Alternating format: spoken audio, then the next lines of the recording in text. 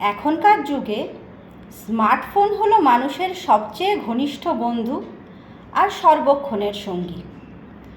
ইলেকশনের এই প্রাক্কালে তার প্রয়োজনীয়তা তো একেবারে তুঙ্গে উঠে দাঁড়িয়েছে।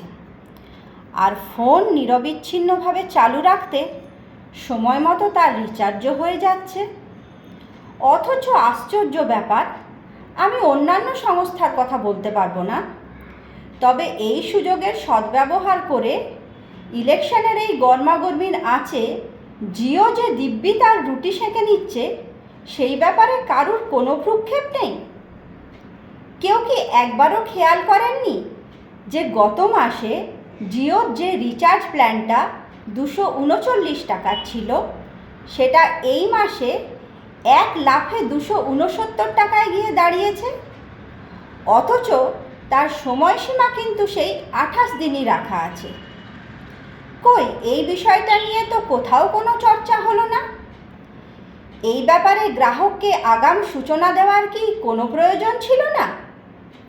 এটা কেমন গণতন্ত্র, যেখানে শিল্পপতিরা নিজেদের খেয়াল খুশি মতো জিনিসপত্রের যত ইচ্ছা দাম বাড়িয়ে দেবেন?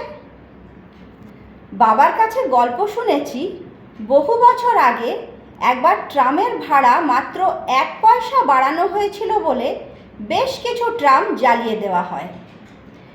রাজ্য সরকার ইলেকট্রিকের ইউনিট প্রতি মাত্র কয়েক পয়সা দাম বাড়িয়েছে কি বাড়ায়নি, সেই নিয়ে চারিদিকে একেবারে শোরগোল পড়ে গেল। অথচ এই দিকে যে কয়েক কোটি মধ্যবিত্তের পকেট থেকে প্রতি মাসে 30 টাকা বেশি করে লুটে নেওয়া হচ্ছে, এই ব্যাপারে কারুর কোনো মাথা ব্যথা নেই। অ্যামাউন্টটা হিসেব করতে দেখতে গেলে তো নেহাত কম কিছু নয়। কই, বুদ্ধিজীবীরা এই ব্যাপারে একবারে নীরব কেন? নাকি এটাও ইলেকটোরাল বন্ডেরই কোনো আফটার ইফেক্ট? এই বিষয়টা নিয়ে কেউ যদি একটু আলোকপাত করেন তাহলে বড় উপকৃত হব।